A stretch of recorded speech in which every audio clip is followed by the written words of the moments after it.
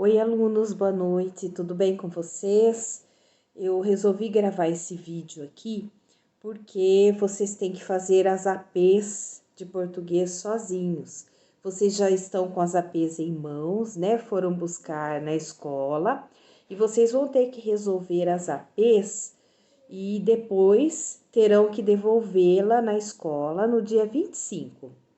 Então, eu vou ler os textos para vocês e vou explicar as habilidades que irão cair. Como nós não estamos presencialmente, né? Então, eu vou relembrar com vocês, porque eu tenho certeza que muitos já conseguiram resolver. São todas habilidades que nós já trabalhamos, não é nenhuma novidade para nós, né? Para vocês, o que caiu nessa P. Mas, de qualquer forma, eu vou ler os textos, vou tentar explicar alguma palavra de significado que seja diferente para vocês, né? Vou tentar falar o significado para ajudar vocês e vou explicar a habilidade solicitada em cada questão, tá bom? Então, ó, seria bom vocês pegarem a AP de português para vocês acompanharem a leitura e a minha explicação, que isso vai ajudando vocês a conseguir responder a questão, tá bom? Então, peguem a AP de português. Então, começando aqui pela leitura do texto, é um poema de versos livres, né? Versos brancos, versos livres, do Carlos Drummond de Andrade, né? O que significa isso, um poema de versos livres, né? Significa que não há rima, não há rima, não é um poema como o soneto, tá? Não existe métrica, vocês vão perceber que não existe aquela combinação de palavras no final de cada verso, tá? Ele é uma estrofe única, não é um poema dividido, por exemplo, em uma estrofe com 4 versos, chamada de quarteto, ou uma estrofe com 3 versos, chamada de terceto. Ele é um poema único, né, que a gente vai chamar de versos livres, porque ele não faz rima, versos brancos, porque aí não existe também combinação de palavras, não existe sonoridade, nada. Então, ele se chama Canto Mineral 10. Ai, que me arrependo, me perdoa, Minas, de ter vendido na bacia das almas meu lençol de hematita ao louro da estranja e de ter construído filosoficamente meu castelo urbano sobre a jazida de sonhos minérios. Me arrependo e vendo. Então, não sei se vocês se lembram, né? A gente já comentou no começo das nossas aulas, quando a gente estava falando sobre a notícia, a notícia sobre Brumadinho.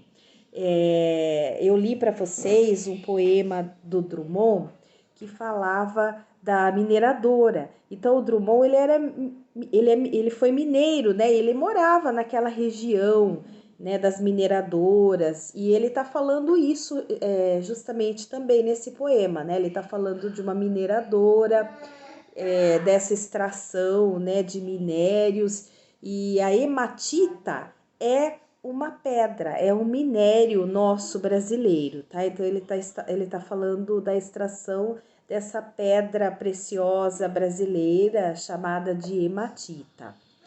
Então vamos agora à nossa primeira habilidade. A habilidade dessa questão 1 é a seguinte: identificar recursos semânticos expressivos, figuras de linguagem, ambiguidade, personificação em um texto. Questão 1. Há uma palavra que causa duplo sentido no verso. Então, aqui, ele está pedindo para vocês prestarem atenção na ambiguidade. Nós já aprendemos ambiguidade. Ambiguidade é a figura de linguagem que provoca um duplo sentido. Então, em qual desses versos há um duplo sentido? pode ser duas possibilidades, duas hipóteses. Vamos lembrar, a ambiguidade, ela sempre provoca para a gente, para nós, duas hipóteses. Pode ser uma coisa, mas pode ser outra coisa também. O que vai provocar na gente essa ambiguidade, esse duplo sentido? Seria o caso, né? Pensem bem, tá? Porque tá bem claro aí. Tem um verso que ele vai provocar na gente, né? Essa possibilidade aí meio vaga. Você vai ficar, nossa, pode ser uma coisa e pode ser outra, né? Vai provocar um duplo sentido aí, tá? Então pense bem para vocês responderem. Vamos à habilidade número 2, da questão número 2. Identificar marcas linguísticas em um texto, do ponto de vista do léxico, da morfologia ou da sintaxe. Aí ele quer saber a predominância do tempo pretérito imperfeito, tá? É isso que ele quer saber, para vocês observarem a predominância do tempo pretérito imperfeito. O pretérito é o tempo passado. Então, nós temos três tipos de pretérito: o pretérito perfeito, o pretérito imperfeito e o pretérito mais que perfeito. O pretérito perfeito, ele é ok, tempo é um fato acabado, tá? Já o que ele pede, que é o pretérito imperfeito, ele nos dá uma ideia de fato inacabado, fato não concluído. E aí, vocês têm que lembrar as terminações das conjugações verbais. Nós temos os verbos terminados em ar, er, ir e or, tá? Então, no pretérito imperfeito, todas as terminações verbais em ar, por exemplo, cantar, amar, louvar, passando para o tempo do pretérito imperfeito, vai ficar assim, ó: eu cantava, eu louvava, eu amava. Então, a terminação, né, dos verbos em ar, no pretérito imperfeito, sempre vai ser ava. As terminações em ir, como ler, escrever, ter, aí vai mudar um pouquinho, tá? Quando você vai para o pretérito imperfeito, alguns a terminação fica ia. Por exemplo, o verbo ler e o verbo escrever, né, vai ficar eu lia, eu escrevia. Então, sempre a terminação ia. Agora, o verbo ter já vai ficar a terminação nha, tinha. Então, as terminações dos verbos terminados em er e ir ou fica ia ou fica inha, tá? Sempre essa terminação no pretérito imperfeito, tá? Então, vocês prestem bastante atenção aí na questão que ele vai perguntar aí do pretérito imperfeito, que ideia que ele vai querer dar aí, tá? Sempre lembrar que o pretérito imperfeito é um tempo passado, tá? Mas que dá uma ideia de um fato inacabado, um fato que não se concluiu, tá? Não terminou. Vamos para a próxima questão, que é o texto número 3. As vantagens da morte. Ouvi um toque, toque, toque. Virei de lado, tentava pegar no sono. Questão 3. As vantagens da morte, de Luiz Rufato. Ouvi um toque, toque, toque, virei de lado, tentava pegar no sono, calor e pernilongos. Ouvi de novo toque, toque, toque. Levantei, escancarei a janela e deparei com meu irmão montado em sua garique, preta, com frisos dourados. segundo andar do prédio do conjunto habitacional onde morava, perguntando daquele jeito bonachoso: vai me deixar muito tempo aqui fora ainda, Tiquinho? Ele pousou dentro do quarto sem dificuldade. Abriu o descanso, estacionou a bicicleta num canto. E aí, como vão as coisas? Foi quando notei que eu estava bem mais velho que ele. Ele havia morrido com 22 anos, um negócio esquisito.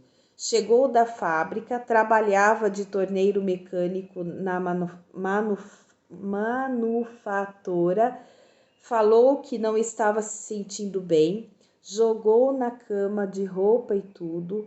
A mãe ainda perguntou se queria tomar um chá de boldo, disse que não, queria apenas dormir um pouco, deitou, dormiu, não acordou mais, e fiquei com a sensação de que uma manhã eu ia despertar, e lá estaria ele na cozinha tomando café, enfiado no macacão, fedendo a graxa, pronto para ir para a fábrica. Mas os anos passaram, ele não levantou mais, e agora reaparece como não tivessem decorrido 30 anos. A cara ainda com marcas de espinhas, o cabelo emplastrado de Brylcreem. E aí, como vão as coisas? Bom, então tem duas palavras aqui. A Garic, preta, com frisos dourados, é uma marca de bicicleta, tá? E esse Brylcreem aí seria o tipo de gel, né, que os meninos daquele tempo, né, usavam para passar no cabelo, tá? Igual vocês usam hoje. Habilidade: identificar ideia-chave de um texto. Gente, ideia-chave é a ideia principal, tá? Então vocês vão precisar ler, reler, para poder, na hora da questão, tentar ver qual a alternativa que mais condiz com a ideia principal do texto, tá? Qual que é a ideia principal desse texto aí?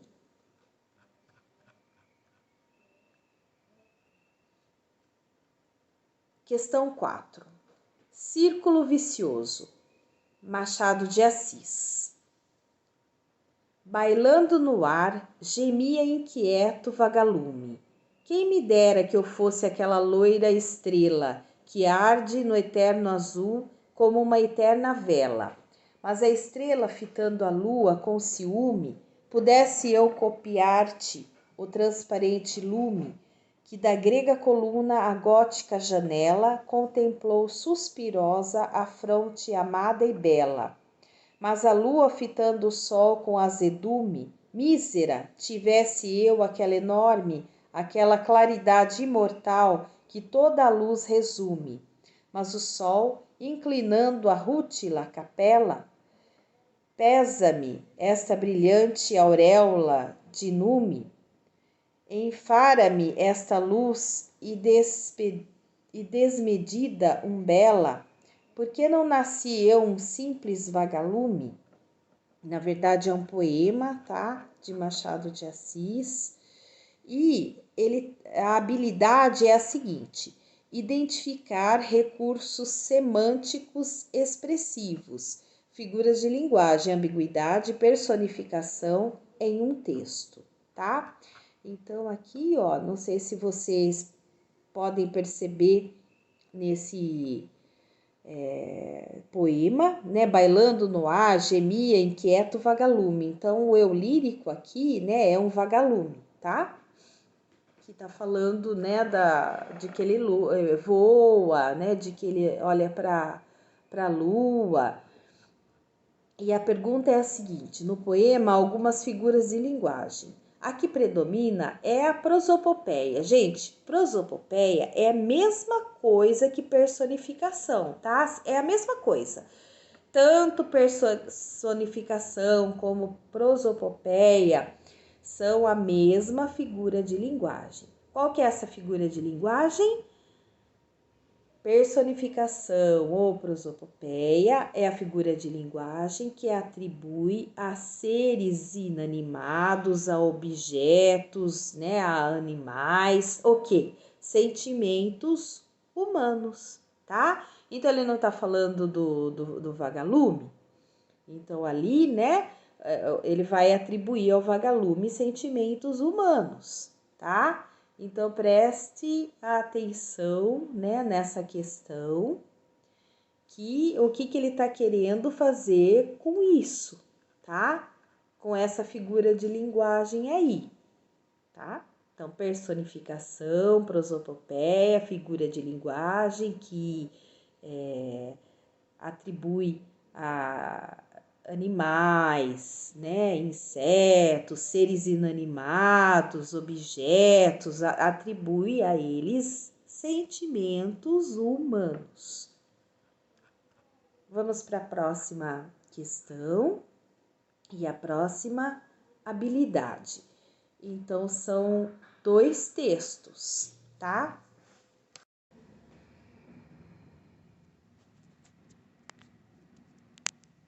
Então, temos o primeiro texto, tá, gente? Que vai falar das ciclovias, vai mostrar aí, né, um mapa das ciclovias. E o outro texto, ele vai também tratar das ciclovias, né? Só que ele vai falar que as ciclovias geraram, né, discussão, tá? Vai mais mostrar uma polêmica, discussão em torno da ciclovia. Então, enquanto um pede para vocês identificar, né, as ruas, as ciclovias lá, o texto 2 ele vai mostrar a discussão, a polêmica em torno desse tema aí. Então, basta vocês olharem a questão, tá? Prestar bastante atenção. Então, a habilidade é reconhecer diferentes formas de tratar uma informação na comparação entre textos. Então, você vai comparar o texto 1, que é tipo como se fosse um mapa, né? E o texto 2, que é um excerto aí de um artigo, né? Que vai tratar, né, do mesmo tema, porém, uma abordagem diferente, tá? Tá bem fácil essa questão. Vamos para a questão número 6. Poeminha maçante, por que não ser também um chato?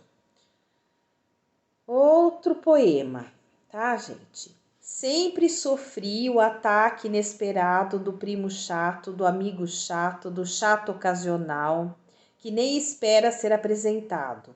Desfaço agora com o máximo desdém de quem tem e de quem não tem, sem ser blasé diante da maior obra de arte, e no teatro, ao começar a interpretação, eu zás, me viro de costas para comentá-la com o sujeito de trás. Falo alto na igreja e baixinho diante dos que ouvem mal, todos os chatos, bocejo de tédio quando alguém me olha e me visto sempre de maneira imprópria para a ocasião.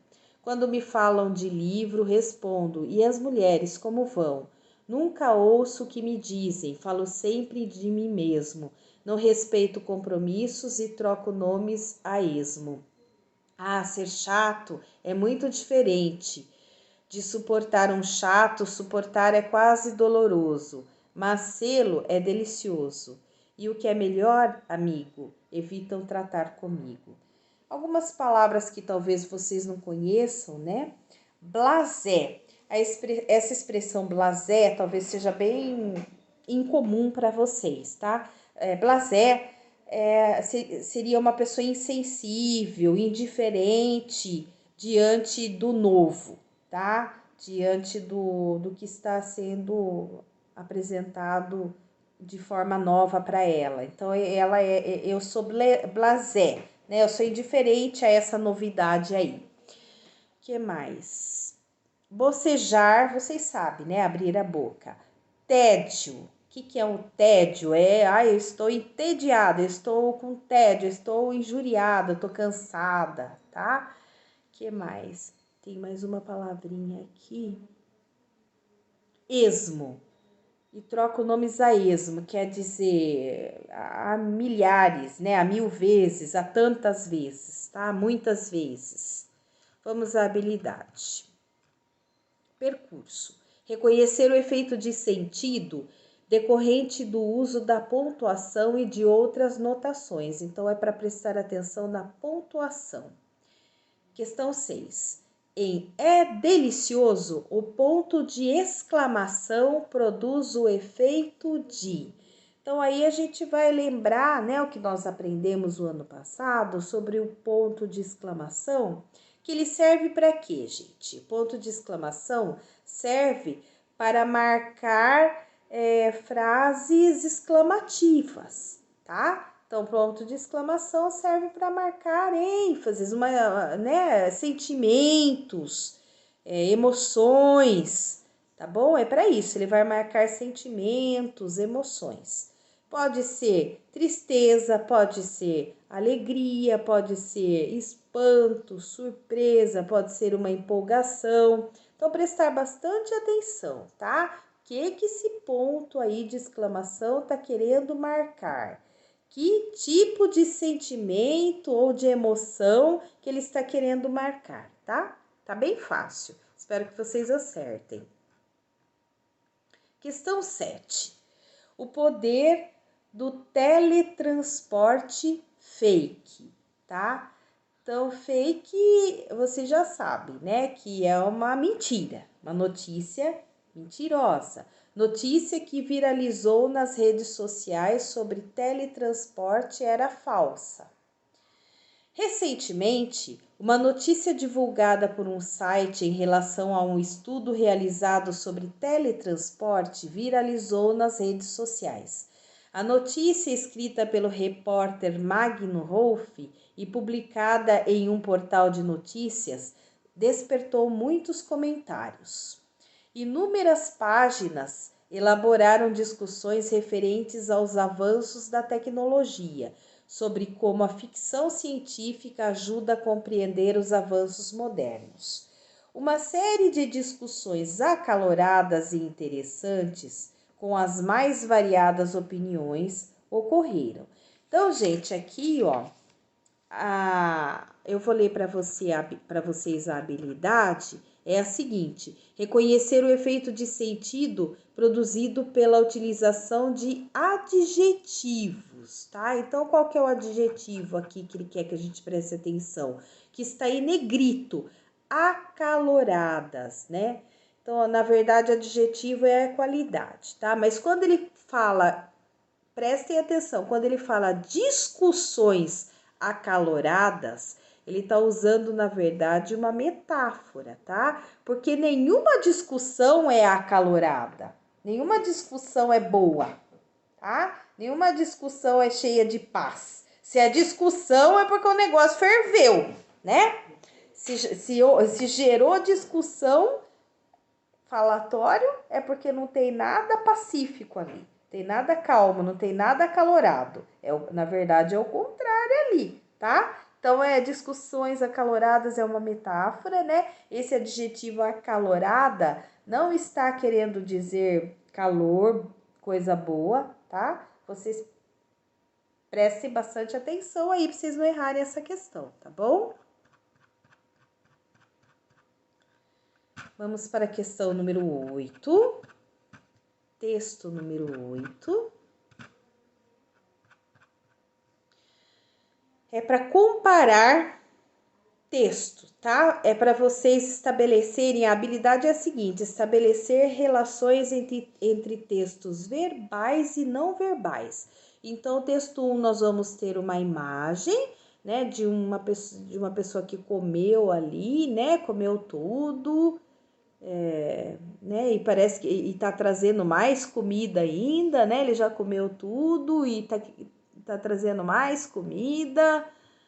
É mais ou menos o que eu entendo aqui gravura e tá escrito gola, né, em italiano, que na verdade é gula, tá? Então é uma imagem que quer mostrar pra gente a gula, que é um dos pecados capitais, né? Vamos ao texto 2. Gula, sofreguidão e excessos. Então vai ser um artigo de opinião aí, tá? Falando sobre a gula. Esta gula do abstrato crescimento econômico, este permanente desejo insaciável, predador de querer sempre mais, muito para além do que é necessário, é um pecado sim. A gula aplica-se à sofreguidão de comer e de beber. Quem é guloso peca. Verdadeiramente, porque no cristianismo a gula é um dos 7 pecados capitais. A gula é um permanente desejo insaciável por comida ou bebida. É nunca estar saciado, satisfeito, tá? Então, o guloso nunca está satisfeito, ele sempre vai querer mais e sempre mais, ele não está satisfeito nunca. O guloso, ele não está satisfeito nunca com essa comida, ele sempre vai querer mais. Então, ó, querer sempre mais, sempre muito mais, para além do necessário. Gulosos são os que sofrem de gula. Diria que já todos fomos gulosos várias vezes na vida, com comida, bebida ou, em sentido figurado, com qualquer outra coisa. Dinheiro também, tá, gente? Sobretudo, quando somos jovens, somos gulosos pela vida. Queremos conhecer tudo, experimentar tudo e normalmente acabamos por fazê-lo em excesso. Vivemos na vertigem da satisfação, do prazer, mas quando podemos alcançá-lo, parece que não chega, não é suficiente. É preciso mais e mais e mais. Na verdade, vivemos numa sociedade gulosa. A mensagem mediatizada que passa é a de que nunca nos devemos dar por satisfeitos. Devemos sempre querer mais, até nos discursos aparentemente dissociados dessa questão. Tomemos, por exemplo, as referências quase diárias, ad nauseam, mesmo ao famigerado crescimento econômico. Tal desiderato parece quase um fim em si mesmo. Crescer, crescer, crescer.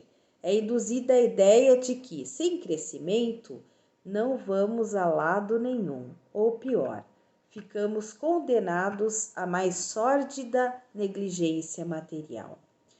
Então, a questão, né, vai pedir para vocês compararem os dois textos, tá? E vai falar que a imagem reforça a ideia do quê?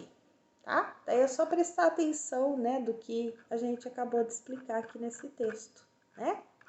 O que é uma pessoa gulosa? Questão 9, mesma coisa, gente. Nós vamos ter um texto, né, de opinião e vamos ter uma imagem, tá? Texto 1. Apartamentos são 3 vezes mais seguros que casas em condomínio, que por sua vez são 2 vezes mais protegidas que casas térreas com frente para a rua. Esse não é um problema para os moradores das calmas cidades do interior, mas nas metrópoles brasileiras, a segurança contra ladrões e assaltos é uma das maiores preocupações. Quando alguém pensa em um lugar para morar, normalmente leva em conta critérios como a paisagem vista da janela ou do quintal, o conforto, o comércio próximo e a facilidade de acesso. São itens realmente importantes que podem tornar a vida mais agradável, mas não são os únicos a considerar. No Brasil, existem 45 milhões de residências, apenas 0,33% delas possuem sistemas de proteção, como alarmes e câmeras, monitoradas por empresas especializadas. Todo o resto conta com sistemas caseiros ou cuidados precários. Em tese, estariam todos inseguros. No entanto, é possível estabelecer uma comparação precisa entre apartamentos, condomínios e casas com frente para a rua, levando em consideração suas fragilidades e seus pontos fortes. O texto 2 mostra alguém aí, né? Uma casa toda engradada, parece uma prisão, né? E tem câmeras, né, para tudo quanto é lado, fio de alta tensão. Sou amiga da família. Dia de visita agora é só às terças e domingos. Então, habilidade. Reconhecer diferentes formas de tratar uma informação, na comparação entre textos que se referem ao mesmo tema. Então, qual que é o tema, gente? O tema é a segurança, tá? O tema é a segurança e residencial. O texto 1 vai falar, né? É o artigo de opinião, vai falar, né, dos apartamentos serem mais seguros. E o texto 2, ele ilustra essa questão da segurança através do quê? Tá? Como que tá mostrando no texto 2 a questão da segurança? Questão 10, gente. De africano a afro-brasileiro. Então, de africano, né, nascido, né, a pessoa que é natural lá da África, a afro-brasileiro, que já é a pessoa nascida aqui no Brasil. Entre os anos de 1525 e 1854, mais de 5 milhões de africanos foram trazidos para o Brasil na condição de escravos, tá? Então, é o período da escravidão, período que eles traziam da África, escravizavam mesmo as pessoas, né? E traziam da África aqui para o Brasil. Então, nós estamos falando nesse começo aqui de escravidão. Não estando incluídos nesse número, que é uma aproximação àqueles que morreram ainda em solo africano, vitimados pela violência da caça escravista, nem os que pereceram na travessia oceânica. Então, ele está excluindo, né, os que morreram antes de vir para o Brasil, tá bom? Tanto os que morreram na perseguição como os que morreram na viagem não estão incluídos aqui nesse número que ele vai tratar de escravos. Não se sabe quantos foram trazidos, desde que esse comércio se tornou ilegal. Ao longo de maio de 3 séculos, enquanto a própria nação brasileira se formava e tomava corpo, os africanos foram trazidos das mais diferentes partes do continente africano abaixo do Saara. Não se tratava de um povo, mas de uma multiplicidade de etnias, nações, línguas, culturas. No Brasil foram sendo introduzidos nas diferentes capitanias e províncias num fluxo que corresponde ao ponto por ponto a própria história da economia brasileira. A prosperidade econômica estava relacionada a uma intensificação da demanda de mão escrava. Não havia possibilidade do progresso material sem que mais negros fossem importados, pois o trabalho era essencialmente africano e afrodescendente. Tá? Então, está falando mesmo da questão aqui da escravidão, tá? Então, o que ele vai querer? Identificar o tema desse texto aí, tá? Então, na questão 10, qual é o tema, então, tratado? Tá bom? Qual que é o tema tratado nesse texto 10? Muito fácil, tá, gente? Texto 11 e texto 12, para nós finalizarmos. Texto 1. Navio fantasma ressurge na costa irlandesa. Um navio de carga desaparecido há mais de um ano ressurgiu na Irlanda, segundo o The Guardian. O MV Alta, de 77 metros, foi abandonado pela tripulação em meados de 2018 na Guiana, após ficar impossibilitado de sofrer reparos. Desde então, o Alta viveu uma odisseia pelo Atlântico. A viagem, que passou pelos mares da África, Europa e América, teve fim com a chuva de Dennis no domingo, quando encalhou nas rochas perto de Ballycotton, vila de pescadores, no condado de Cork, Irlanda. As autoridades ainda estudam o que vão fazer com o navio e cientistas ambientais já disseram não ver sinais de poluição visível. Avaliações de risco ainda serão feitas nos próximos dias. Segundo o Guardian, O Alta foi construído em 1976 e recebeu a bandeira da Tanzânia. Mudou de proprietário em 2017 e estava navegando da Grécia para o Haiti em setembro de 2018, quando foi abandonado por 10 tripulantes, a 2.000 quilômetros de Bermudas. Os tripulantes foram resgatados por um navio da Guarda Costeira dos Estados Unidos, que os levou a Porto Rico, rebocado até a Guiana. O Alta acabou sequestrado e ficou desaparecido até agosto de 2019, quando foi avistado por um navio de patrulha da Marinha Britânica. É possível que ele tenha navegado pela África, passado pela Espanha e seguido então para a Irlanda. Texto 2. O mistério do navio fantasma que apareceu na costa da Irlanda após uma tempestade.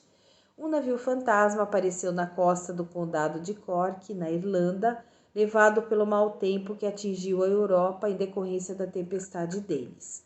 O barco abandonado pela tripulação foi encontrado em meio às rochas de uma vila de pescadores em Ballycotton por uma pessoa que passava pelo local. O navio parece ter ficado à deriva por mais de um ano, percorrendo milhares de quilômetros no Oceano Atlântico, desde que foi abandonado no sudeste das Bermudas em 2018. É uma chance em 1 milhão disso acontecer, disse John Tatan, gerente de operações da Royal National Lifeboat Institution de Ballycotton. Em entrevista ao jornal Irish Examiner, ele afirmou que nunca havia visto nada desta forma em termos de abandono. Então, é uma habilidade para vocês compararem os dois textos, tá? Reconhecer diferentes formas de tratar uma informação na comparação entre textos, que se referem ao mesmo tema. Então, o mesmo tema é o navio fantasma que apareceu, tá? Mas o texto 1, o que tem? Ele é mais amplo, né? O texto 1, ele tem mais informações que o texto 2, não é isso? Então, prestem bastante atenção aí. Questão 12 e a última, né? Questão. Videogame pode melhorar a atenção, aprendizado e coordenação motora. Bem-estar mostra que jogar é também um exercício físico. No entanto, a recomendação é usar o videogame apenas 2 horas ao dia. O videogame está presente na vida de crianças e adultos e, apesar de parecer uma simples atividade de entretenimento, pode também trazer benefícios para a saúde. Antigamente, os jogos eram limitados e exigiam menos dos jogadores. Porém, com o passar do tempo, eles foram se aperfeiçoando e hoje exigem habilidade, movimentos maiores e harmonia corporal, como explica o médico do esporte, Gustavo Maglioca, e a pediatra Ana Escobar do bem-estar desta sexta-feira. Por isso, atualmente, o videogame pode melhorar a coordenação motora, o aprendizado e a atenção de quem joga. Além disso, existem ainda jogos que permitem que a pessoa dance ou faça exercícios físicos. Nesse caso, a atividade proposta pelo jogo faz a pessoa mexer todo o corpo e gastar calorias de uma maneira divertida. No caso da coordenação motora, o médico do esporte Gustavo Maglioca explica que os jogos de antigamente desenvolviam apenas os membros superiores, mas como agora o videogame já existe, movimentos do corpo todo, desenvolve também a coordenação geral. Além de melhorar a atenção, os especialistas explicam também que jogar pode aumentar os reflexos, melhorar a memória e até o equilíbrio. Vale lembrar que jogar videogame o dia inteiro não é o ideal. De acordo com a pediatra Ana Escobar, dosar o tempo é importante. A recomendação para evitar que virem vícios é jogar 2 horas por dia. Habilidade. Identificar a tese de um texto, tá? O que é a tese, gente? A tese é o pensamento do autor sobre o fato abordado, tá? Então, o que ele está falando? O videogame pode melhorar a atenção, aprendizado e coordenação motora. Então, quem escreveu esse artigo aí, ele tem uma tese sobre o jogo do videogame, tá? Então, ele tem um desses, numa dessas alternativas aqui, ele vai desenvolver essa tese dele, tá? O que ele pensa? Qual que é o pensamento dele sobre a questão, né, de jogar videogame? Então, a partir dessa tese, a partir do que ele pensa sobre o jogo do videogame, ele vai argumentar para defender a tese dele, tá? Então, se ele concorda com o videogame, se ele acha que o videogame vai fazer bem, né? Vai melhorar a atenção, o aprendizado e a coordenação, então ele vai argumentar, né? Vai trazer argumentos para defender essa tese aqui, né? Do que ele acha. Então, a tese é o que o autor pensa sobre essa questão do título apresentado aqui por ele, tá? Preste bastante atenção, porque tá bem fácil, tá bom, gente? Deixa eu ver se tem mais uma. 13 e 14. Temos ainda a questão 13, a questão 14,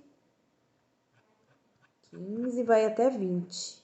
Misericórdia, é bastante, gente. Então, vamos a 13.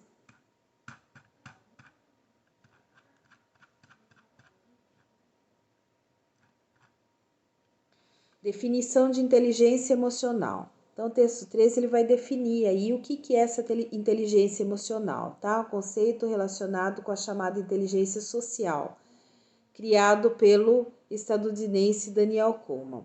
O indivíduo emocionalmente inteligente é aquele que consegue identificar e controlar as suas emoções com mais facilidade. Podemos dizer também que ela nada mais é do que a forma como nós aprendemos a encarar nossas próprias emoções e as usamos para o nosso benefício. Os pilares da inteligência emocional.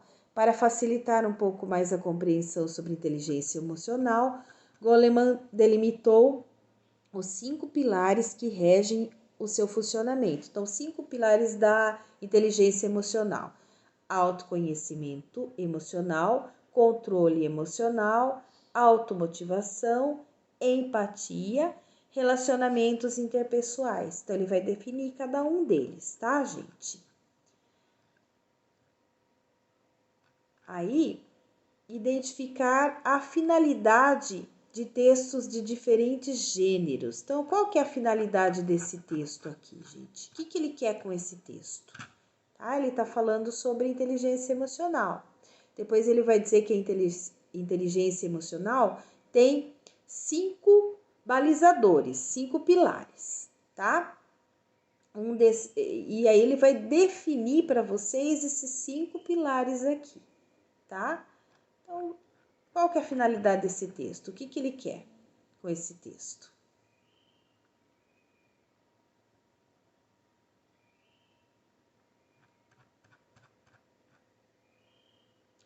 Questão 14. Os termos sublinhados no texto são utilizados geralmente. Então, essas palavras em negrito aqui no texto, inteligência emocional, autoconhecimento emocional, controle emocional, automotivação, empatia, relacionamentos interpessoais. Então, são palavras que a gente usa onde?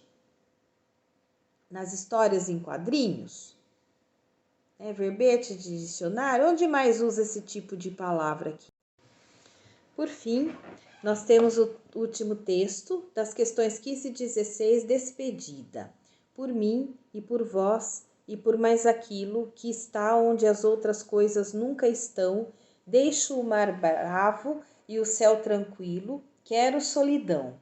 Meu caminho é sem marcos nem paisagens. E como conheces, me perguntarão, por não ter palavras, por não ter imagens, nenhum inimigo e nenhum irmão. Que procuras? Tudo. Que desejas? Nada. Viajo sozinha com o meu coração. Não ando perdida, mas desencontrada. Levo o meu rumo na minha mão. A memória voou de minha fronte. Voou meu amor, minha imaginação. Talvez eu morra antes do horizonte. Memória, amor e o resto onde estarão?